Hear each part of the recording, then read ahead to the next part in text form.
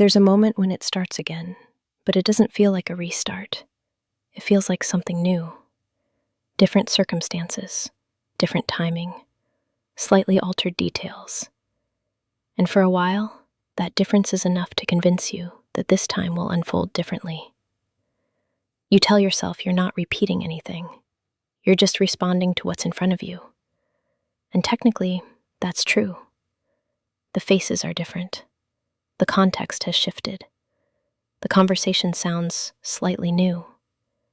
But underneath the surface, the rhythm feels familiar. Not immediately. It takes a little time. At first, there's optimism, a quiet belief that you've grown past whatever used to happen, that you won't arrive at the same place, that you won't make the same internal adjustments.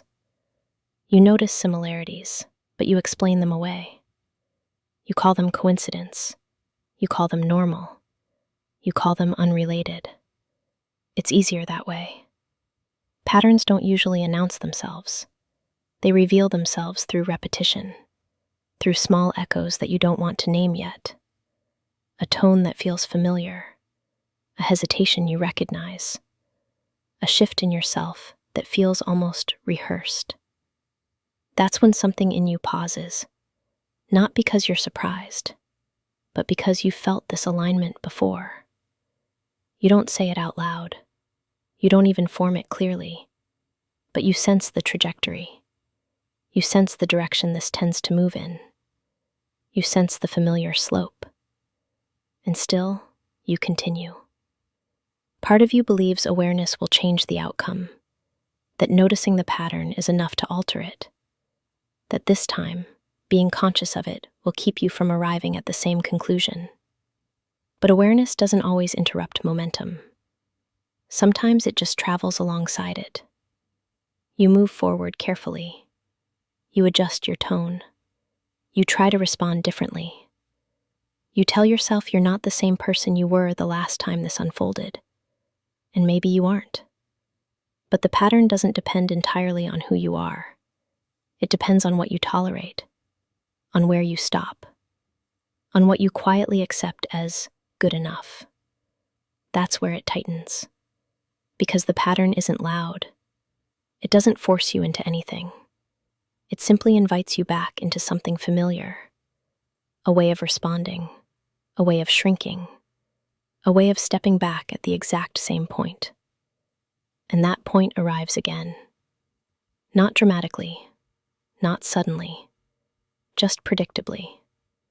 You notice the familiar hesitation, the same internal negotiation, the same reasoning that once felt thoughtful and now feels practiced. This is usually where you tell yourself it's different, that the ending won't match the last one, that the circumstances justify the repetition, that this time you're choosing it consciously. But choosing consciously doesn't mean choosing differently, and that realization settles quietly.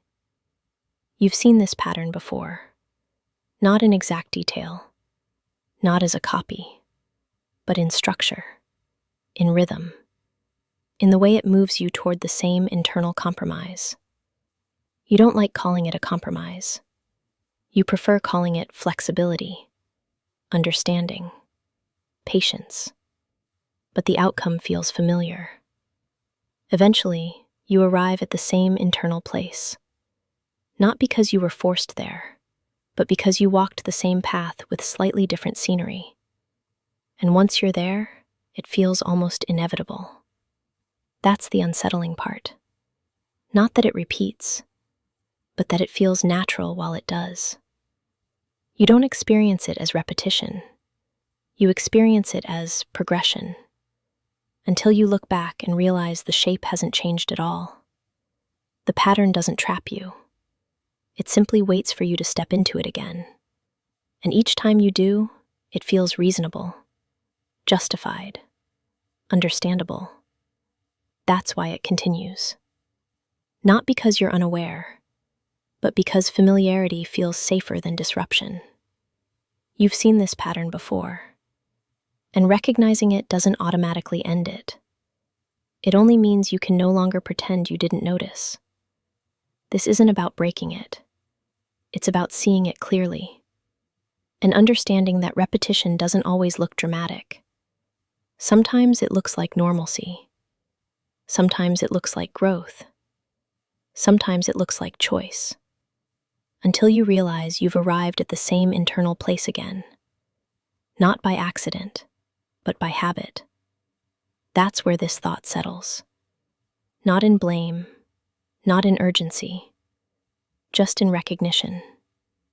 You've seen this pattern before, and whether it changes next time isn't the point. The point is that you finally recognize the shape of it while you're still inside it.